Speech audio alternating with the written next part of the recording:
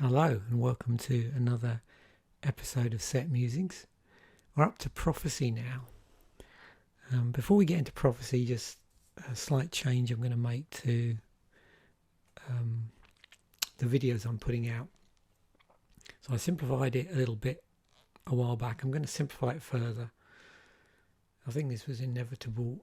So for the prophecy videos, everything's going to stay the same. And that's going to take a couple of weeks to get through all the different combinations of stuff.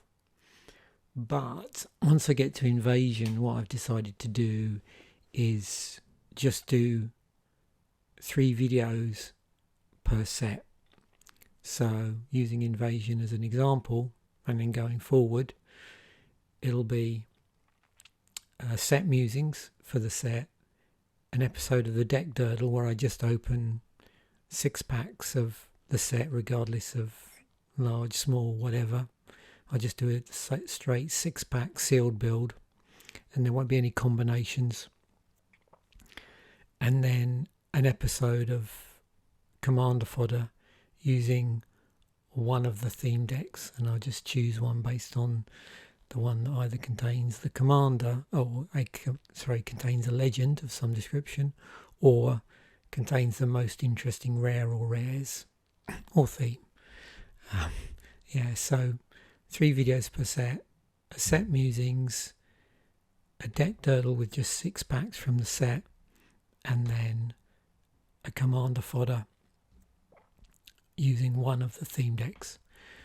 Because now I've had a chance to do all of these different combinations, they're basically the ones that I enjoy the most.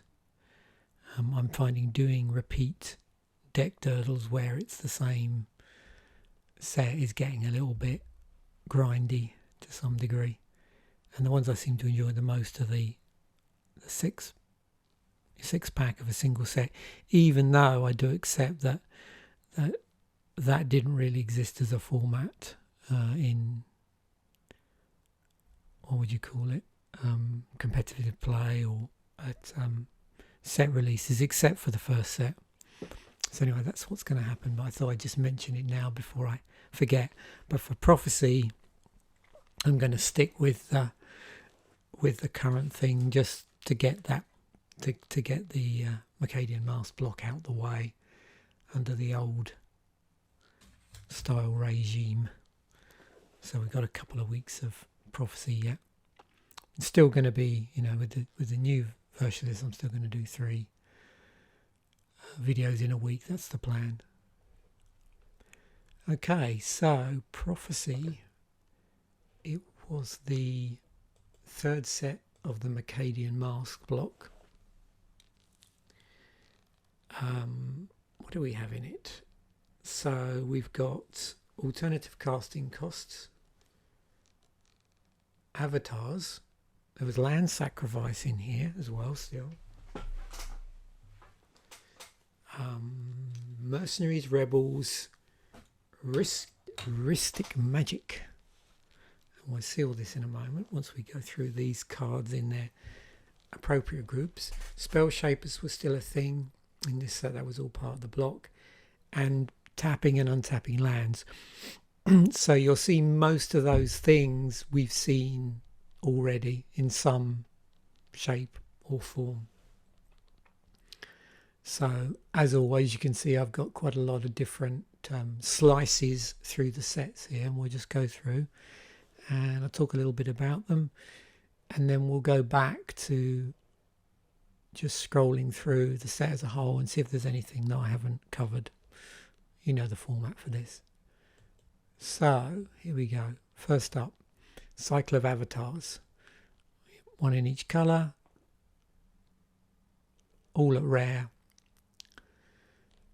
They all cost 6, and then 2 of the appropriate colour, and they have some sort of static ability that reduces the cost by 6 if certain conditions are met.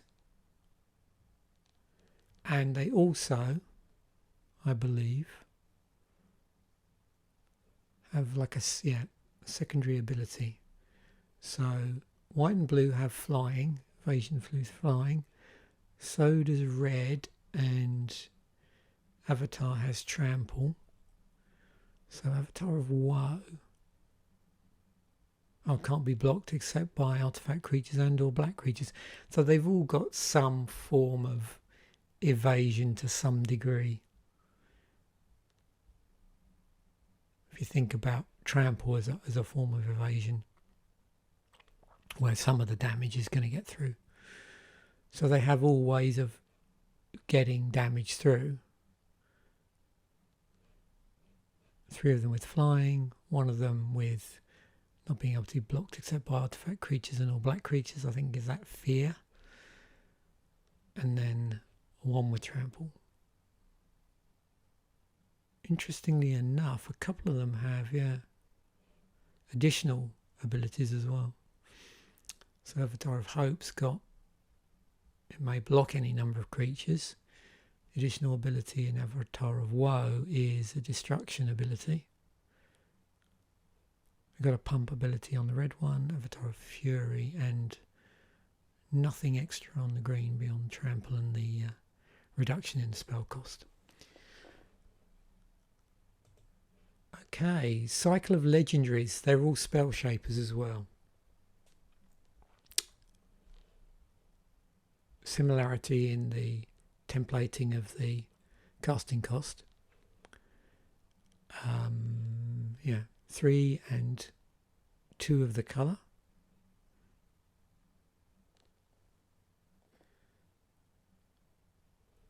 So we've got an activated ability here where the mana cost is a little bit variable, but they all require you to also destroy 2 cards in our hand. Oh, so I would just say destroys. I meant discard. So I was looking at the destroy here. I meant to say discard.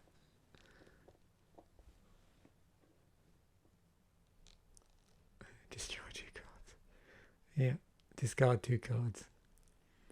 And then you get the ability. So magenta or magenta, I don't know what it is, magenta. Magetta, sorry, I did an N. Magetta the lion. Destroy creatures except for Magetta the lion. Those creatures can't be regenerated. Alexi, Zephyr Mage. You get to return X target creatures to their owner's hand. Greel Mindraker, target player discards X cards at random from his or her hand. Latula, Keldon Overseer, deals X damage. And Jolrel, Emperor of Beast. Yep. All lands target player controls are 3/3 creatures. They're still lands.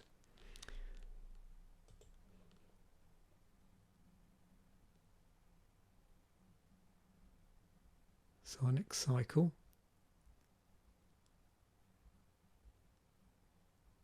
Ability losing creatures, these. They're at common. They have a positive ability and an activated ability that can be activated by any player that makes it lose that positive ability. So it counteracts that. So in the case of Glittering Link, we've got the prevent all damage,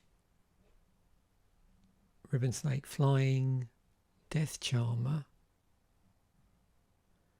Whenever Death Charmer deals combat damage to a creature, that creature control loses 2 life unless he or she pays 2. First strike loses first strike, and then Vintara trample, and then loses trample. Pretty straightforward. There's some quite large differences in the casting cost, but then there's quite some big differences in the power and toughness.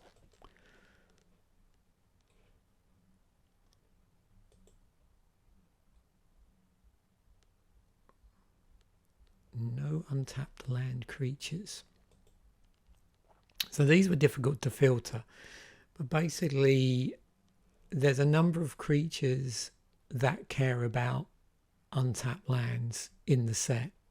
You can see there and the distribution's a little bit wobbly,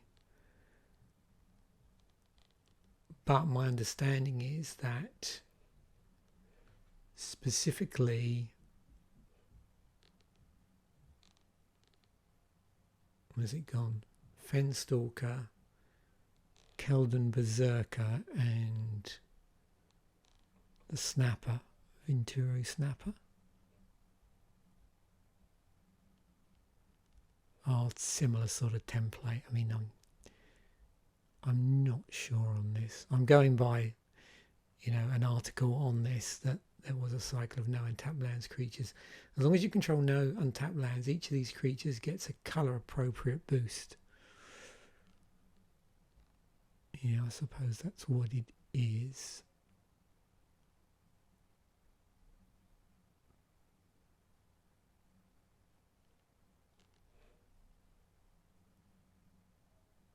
So Fenstalker gets Fear.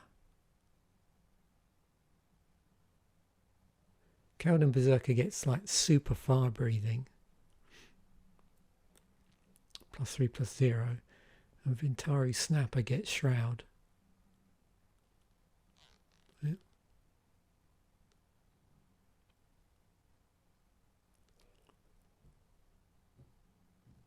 So this is you. Control no, don't tap, untap lands. You can see the blue one's not part of the cycle, but it's in here because I was looking for anything that had untapped lands because I was curious as to if this was a thing. This one is if the defending player controls an untapped land, it's unblockable. So that'd be what an interesting. It's like a twist on land walking, where the land you're trying to walk has to be untapped. Scoria Cat is a pump spell, as is Spur Grappler, but slightly different stats.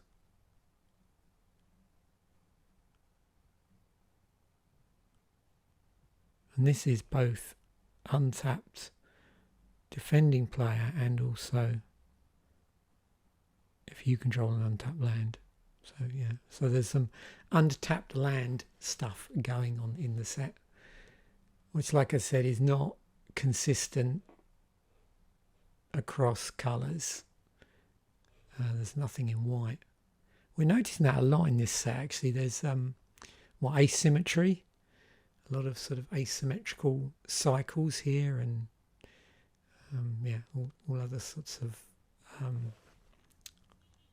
I'm loath to use the word unbalanced, but you know,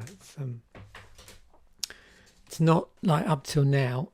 Previous blocks, things have been fairly consistent with certain abilities in a cycle, whereas these it tends to sort of blur the line between what's in the cycle and what's not in the cycle.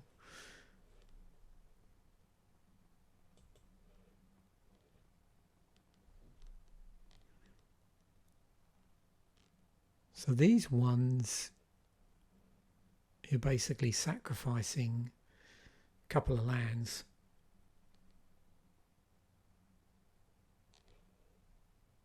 And we've seen that all. We've seen discarding lands. So as I said, there's a theme here based around tapping lands, discarding lands, or sacrificing lands. And this is like a part cycle here. I'm missing a blue card from this cycle. It's quite possible there's a blue card somewhere with a similar ability. They're all creatures.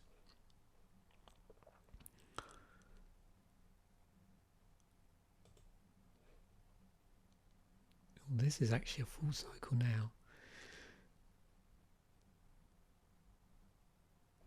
So I've seen these called, was it field auras? Common auras costing 1 and then the colour. They have, do they have flash? No, not this cycle actually, that's the other ones. Okay, so this one enchants lands, so no flash, conferring it an activated ability. So it gives the land an activated ability. So the black one does damage, the red one does damage. The verdant field imparts 1/1 pump. That's a counter spell. And this one is damage prevention. Okay. Oh, here we go. These are the flash. Yeah, these are the creature enchantments. I knew there was some flash enchantments in here. So yeah, the flash is on the creature enchantments, which makes more sense. Yeah, so just says you can play this anytime you play an instant. And then again, you can see there's consistency in the casting cost. Yeah, I think I made a mistake on the other one. That one, there isn't. This one, there is. So yeah, consistent casting cost. Each of these common auras cost 1 and its colour. And it has flash. And it's named after the legendary spell shaper that we've already seen in that particular colour.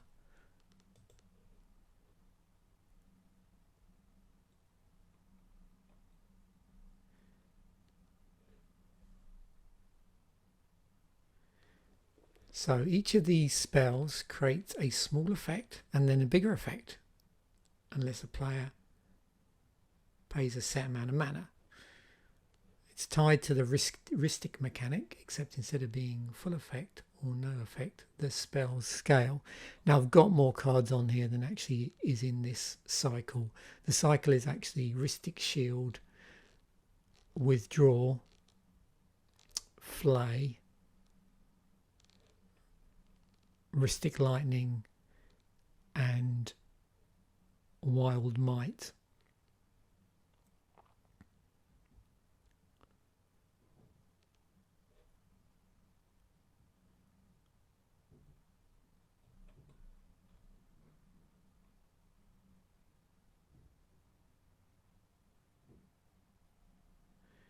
I think, yeah, why I brought these all up instead of just the cycle is one thing there's a lot of in the set, and I just wanted to show this because this particular cycle within this group of cards, they're all common.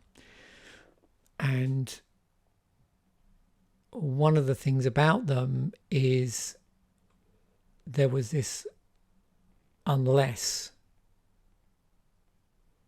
part to the spell.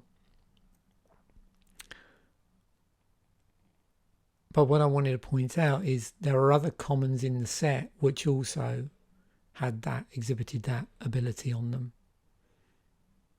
It's quite a common thing in this set, and that's why I brought them up beyond just the cycle, because I think it's important to show that for this set. There's a lot of conditional stuff going on here. Makes it very confusing, actually.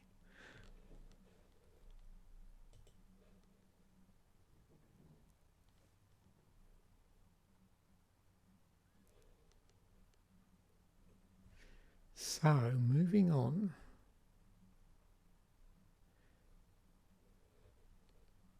Any player enchantments.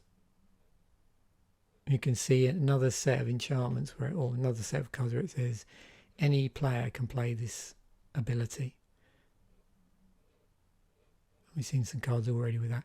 So this was a partial cycle of enchantments. Again, missing a green one here.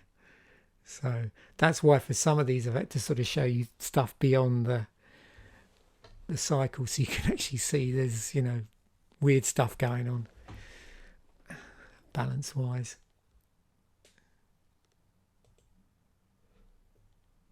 It'd be interesting to see if there's sets later on like this, actually.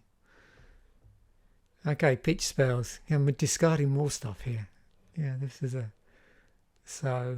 cycle of... I've got full cycle this time. They're all uncommon. Instants or sorceries.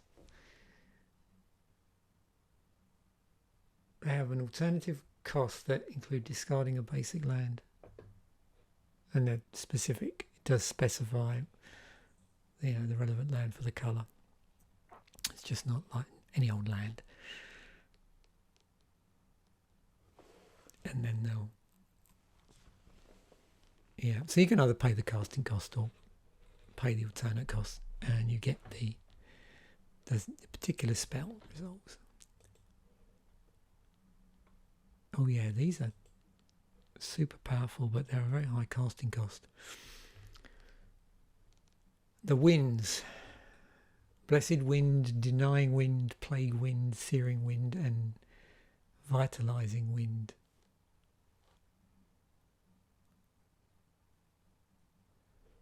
Target player's life becomes 20. For the white one, the blue one, search target player's library for up to 7 cards and remove them from the game. That player shuffles his or her library. Destroy all creatures that you don't control. They can't be regenerated. Searing Wind deals 10 damage to target creature or player, and then creatures you control get +7/+7 until end of turn. So they all have a CMC of 9. The breakdown's slightly different. The green one's 8 in a green, as is the red is 8 in a red, and then the other 2 are 7, and the other 3 are 7 and the appropriate colour. So high CMC, but you get a pretty dramatic effect from the winds. A couple of glittering guards, Glittering Lion and Glittering Lynx, with damage prevention stapled onto them, and loss of damage prevention also. And we've looked at these cards before, actually, I think in a wider part of a cycle.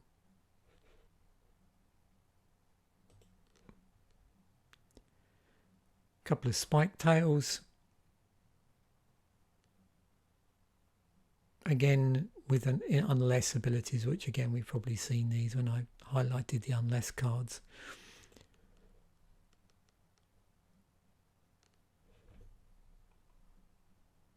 We've got some black upkeep creatures at the beginning of upkeep. Sack it unless something happens. So some sort of cost needs to be paid to avoid something unpleasant, like you sacrifice the you either do something or you lose the creature, basically.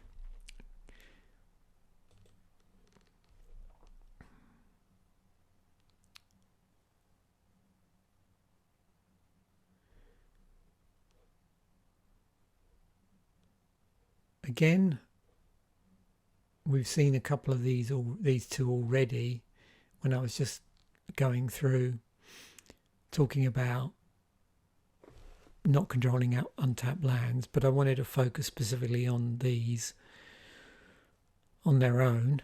You can see what happens here is basically they double in power and toughness as long as you control no untapped lands.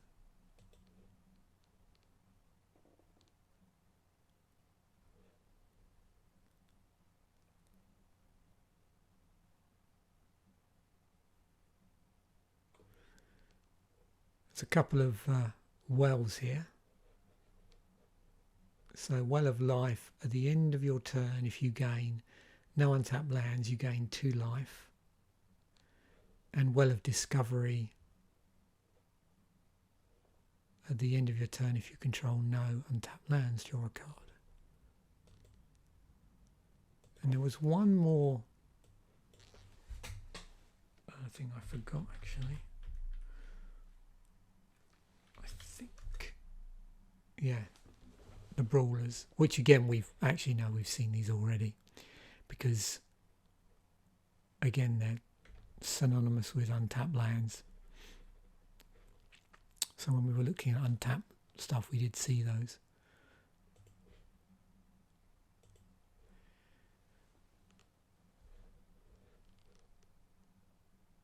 A couple of lands in the set. non-basics. We've got Ristic Cave and Wintermoon Messer. Ristic Cave, add one mana of any colour to your mana pool unless the player pays 1. Wintermoon Messer comes into play tapped. Add 1 colourless mana to your mana pool, 2 tap, sacrifice Wintermoon Messer, tap 2 target lands.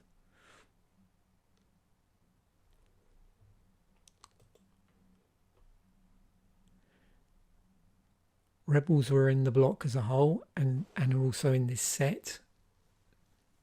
So you can see we've got a number of rebels, and again a couple double up here as rebel mercenaries.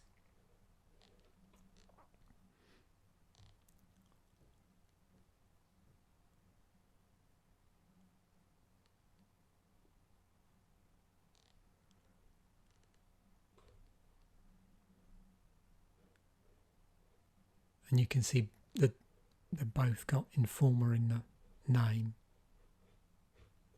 Those ones. And again for the mercenaries, they're going to come up because they're rebel mercenaries or mercenary rebels. And then the rest of the mercenaries. So that cycle was a thing.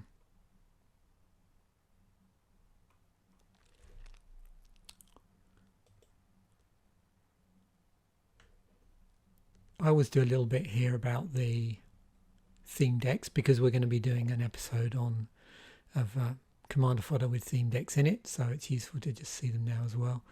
So we've got the Distress deck, which is white-black. Avatar of Woe and Ristic Tutor are the 2 rares. It's got Fading. And the other thing about this, of course, because we're in the 3rd set from the block, you're going to see cards in these decks from the earlier sets as well, not just cards just from Prophecy. Although I'm assuming, although the artwork's not coming up correct there, unfortunately, the rares will be from the set, I'm assuming. So we've got mono green Pummel deck with Avatar of Might and Vitalizing Wind. Red green Slither, not Sliver but Slither.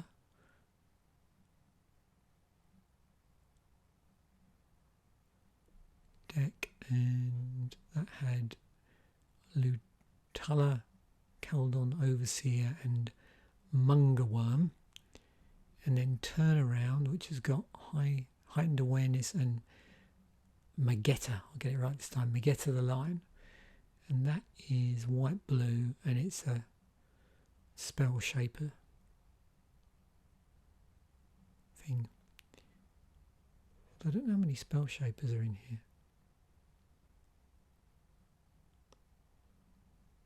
Doesn't look like many.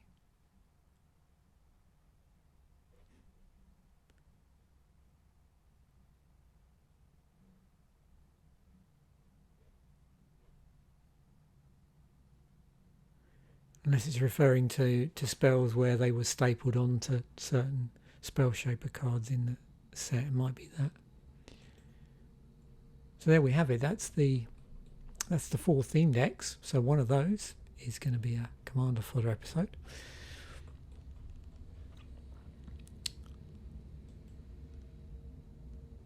Now, before I get on to the most expensive cards in the set, let's just just scroll through this, because I do like to do this, and just see if there's anything in terms of like removal wise that may have not been included in one of these bits, if you like. The trouble is there's so much different things here. I think we probably saw most of these. Oh, there's a white removal spell stapled onto creature.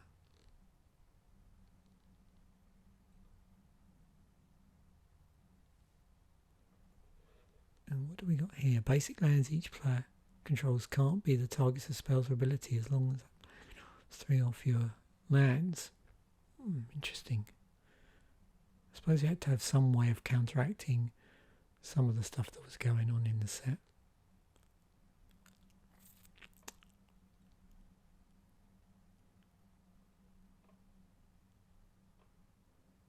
Yeah, we've seen, because most of the what would usually be considered to be removal also has an alternative casting cost on it. We've spoken about this.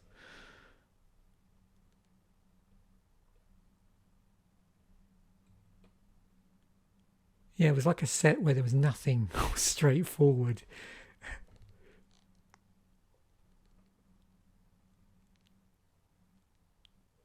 There is a land removal in here.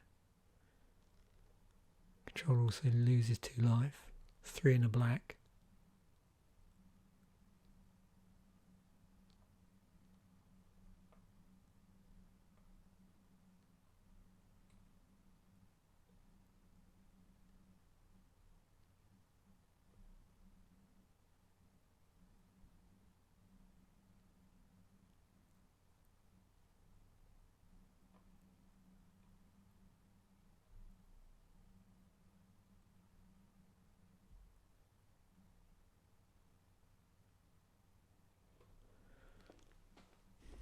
These are always interesting cards in red.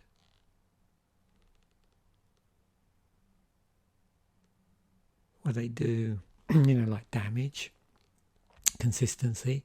I think the one I'm thinking of is Mana Barbs. So this one, at the end of each player's turn, Citadel of Pain deals X damage to that player, where X is the number of untapped lands he or she controls. So when you look at these, you have to remember, someone can correct me if I'm wrong here, and I should have really looked this up before I started recording this, but hey, that happens. I hadn't even thought about this particular type of card. One way you can think, well, I'll just tap out, because it's the number of untapped lands he or she controls. The damage. Well, this would have been, I'm assuming mana burn was still been a thing. So if you paid more mana than you had, or you needed, it would do you damage. So you basically had to have a reason for tapping the lands through, payment, and you couldn't have excess mana, which is now not a thing. Mana burn isn't a thing anymore. But I can't remember, and maybe someone can comment, when mana burn stopped being a thing. I'm assuming it would have been around. Normally they make changes like that around the time of core sets, but I'm pretty sure it happened late. I'm very sure it happened a lot later than this set. So with that in mind, with mana burn being a thing, then this becomes really interesting, particularly with the tapping abilities in the set. Tapping becomes like untapping of lands becomes like a really strategic thing. So it makes a lot more sense with that background of mana burn than if it wasn't there.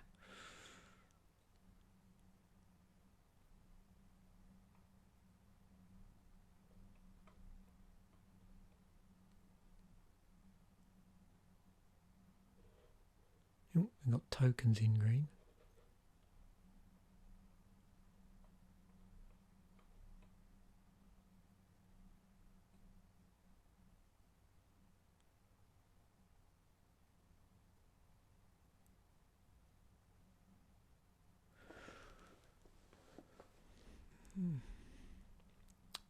Oh yeah, I forgot about these. So Chimeric Idol, 3 to cast, 0, tap all lands you control. Chimeric Idol becomes a 3/3 artifact creature until end of turn.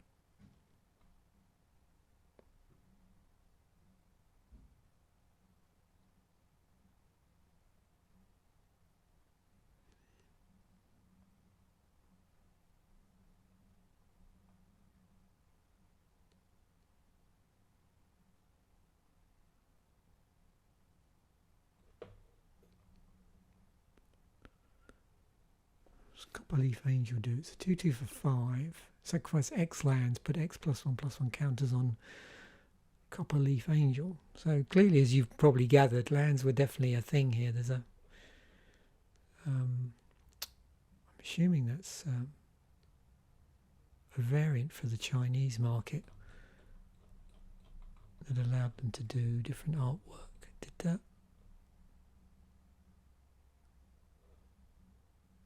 What was that? Does that have... Normally the reason for doing that is because it's got skulls on it. So 3/3 creature.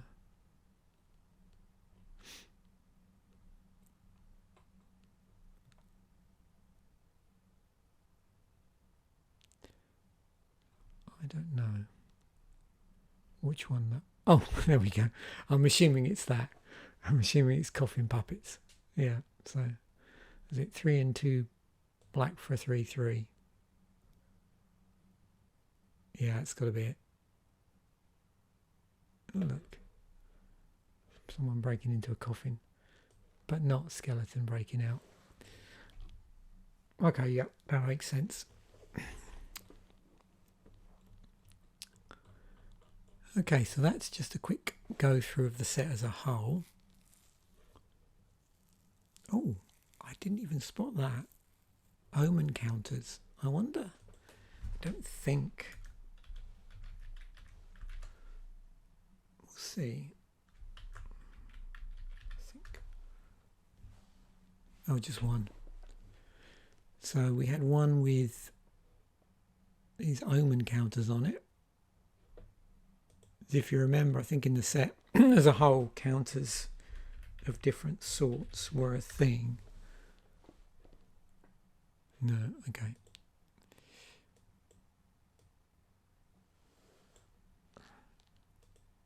Yeah, I bet if I do this, it's all going to be counter target spell probably.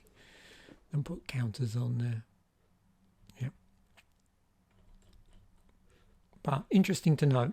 So just one thing that plays around with counters, and it's Omen Counters, and the card is Celestial Converge.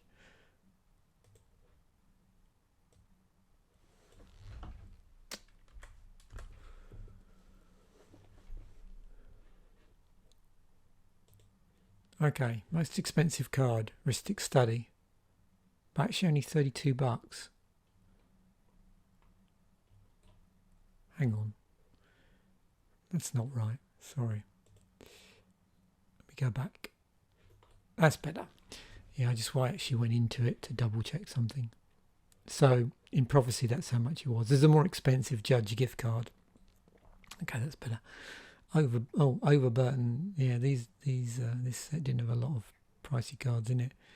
Squirrel Wrangler were already below the $10 threshold, and then yeah, things get pretty cheap. Interestingly, that fell pretty fast, actually. Magetta, the lion's only 230. Right.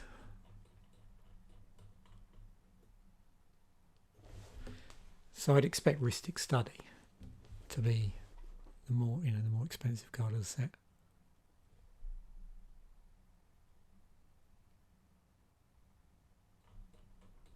And then, as we always do, so yeah, most popular card on EDH Rec. Then we've got Spore Frog. It's interesting. So like a fog effect stapled to a 1/1.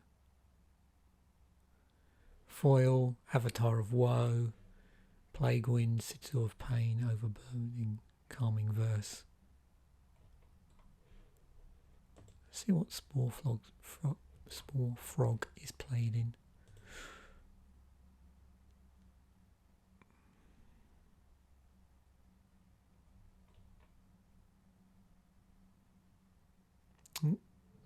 Oh yeah, Miranda. Okay, yeah. So you're gonna. That makes most sense. You'd have a sack, some sort of sack outlet for a commander that likes stuff to die.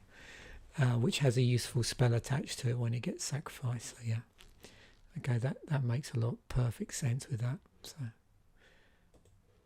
now with Ristic Study, which is the most popular one, I imagine that just goes into a ton of blue decks.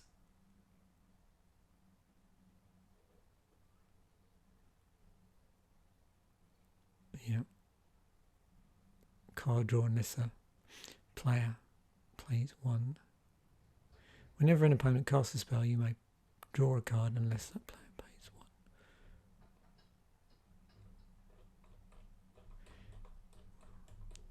Excellent.